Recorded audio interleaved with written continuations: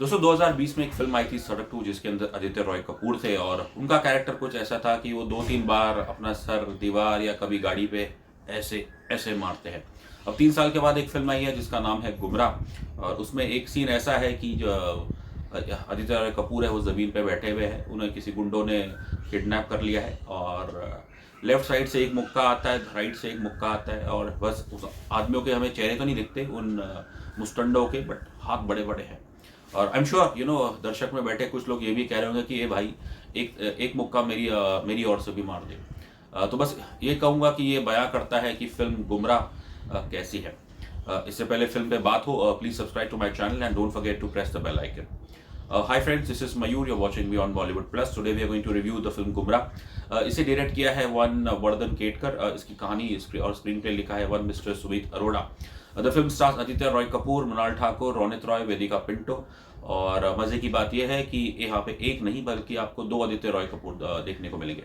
दरअसल ये फिल्म है, it's another remake of a south film. एक साउथ की फिल्म आई थी 2019 में, थाड़म, जिसे लिखा और डायरेक्ट किया था वन मिस्टर मगीज तिरुमनी। वो फिल्म हमने नहीं देखी और हिंदी रीमेक देखने के बाद ऐसा लगता है कि उस फिल्म को ना देखे, ओरिजिनल को भी ना देखे तो शायद बेहतर है, कुछ ज़्यादा हमारा नुकसान होगा नहीं।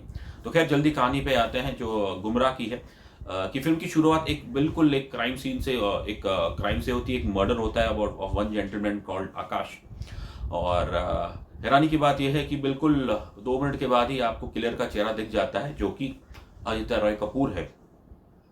अब भाई साहब भागना चाहते हैं। पहले तो वो दरवाजे से आते हैं, लेकिन जब देखते हैं कि बाहर कुछ शोर हो रहा है तो वो ऊपर बालकनी से छलांग मार के वो भाग जाते हैं। लेकिन छलांग मारते समय और बाजू का जो एक विला है, उसकी छत पे कुछ एक कपल है और जो एक सेल्फी फोटो ले रहा है। और उन्हें ऑब्वियसली तब पता नहीं चलता है, उन्हें बाद में पता चलता है कि उनकी एक खींची गई सेल्फी फोटो में एक फोटो बॉम्ब हो चुका है और जिसके अंदर हमारे आदित्य रॉय कपूर भाई साहब उनका चेहरा दिख रहा है।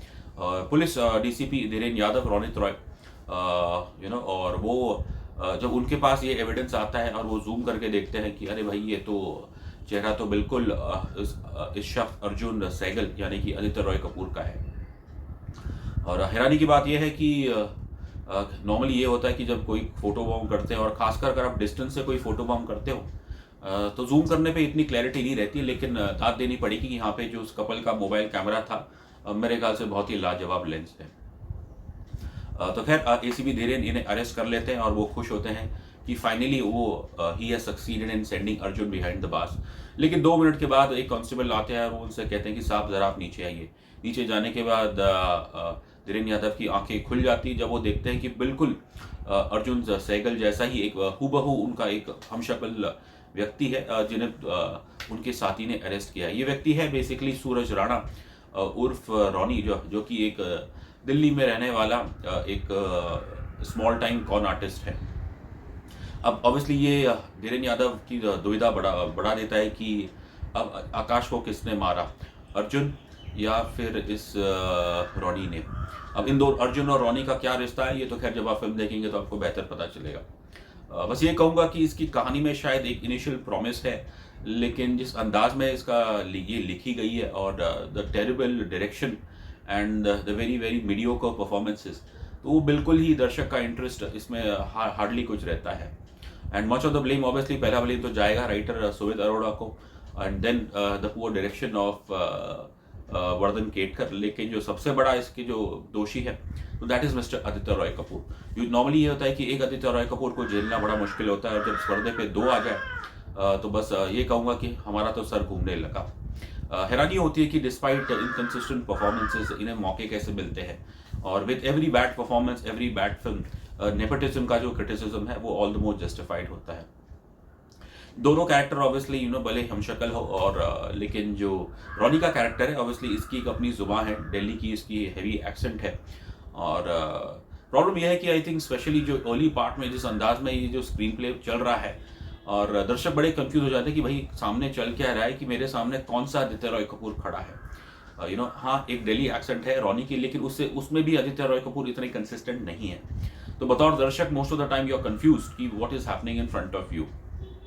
काश थोड़ा मेरे ख्याल से डायरेक्टर साहब थोड़ा स्प्लिट स्क्रीन का इस्तेमाल करते तो शायद मे बी एटलीस्ट उन सीन में थोड़ा दर्शकों को क्लैरिटी मिलती। लेकिन ऐसी सोच बिल्कुल हमें देखने को नहीं मिली है। आदित्य रॉय कपूर तो है ही डिसअपॉइंटिंग, और उनके साथ अनदर डिसअपॉइंटिंग परफॉर्मेंस कहना पड़ेगा मैं भाई मृणाल ठाकुर। उन्होंने अपना करियर शायद मेरे ख्याल से लव सोनिया से शुरू किया था, जिसमें उन्होंने अच्छा काम किया था, लेकिन उसके बाद से जब जब हमने उन्हें पर्दे पे देखा तो मृणाल ने दुर्भाग्य से हमें निराश ही किया है। हाँ, जो उनके फैंस हैं और जो सीतारमम के फैंस हैं वो हमें धिक्कारेंगे, लेकिन वो फिल्म भी हमें इतनी, या वो परफॉर्मेंस भी इतनी नहीं भाई थी। और बस ये कहूँगा कि जो मृणाल का कैरेक्टर है सीनियर इंस्पेक्टर शिवानी, इनका जो ओपनिंग सीन है, ये आती है जॉगिंग सूट में और सीधा क्राइम सीन पे जाती है, और फिर ये अपने जो कांस्टेबल्स है और जो कि सब सीनियर इंस्पेक्टर उम्र में काफ़ी सीनियर में है उनसे, और वो उनसे कहती है कि आप कैसे अफसर हो, आप तो ग्लव पहन के भी नहीं आए। बट आयरॉनिक की बात यह है कि जब वो तो ग्लव्स पहन के आई है, और लेकिन वो जब वो खुद यूनिफॉर्म नहीं पहनती ज़्यादातर फिल्म में, तो अपने कांस्टेबल्स को क्या कहना।